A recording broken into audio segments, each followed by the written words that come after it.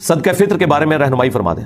बुखारी मुस्लिम में आया है कि नबी इस्लाम ने सदका फित्र एक सा मुकर्रर किया था, अनाज जौ की शक्ल में, गंदुम की शक्ल में, खजूर की शक्ल में, पनीर की शक्ल में, किशमिश की शक्ल में, और हर बड़े छोटे इवन एक दिन के बच्चे की तरफ से भी, ख्वाह गुलाम है या आज़ाद है, मर्द है, औरत है, बूढ़ा है, बच्चा है, वो उसने अदा करना है एक सा। और अबू दाऊद के अंदर हदीस मौजूद है कि नबी इस्लाम ने जो रोज़ादार के रोज़े में जो कमज़ोरियां रह जाती हैं ना, कभी फौश गोई हो गई, कोई और गुनाह का काम हो गया, उसकी कंपनसेशन के लिए मशरू फरमाया इसे कि हर शख्स ने यह अदा करना है।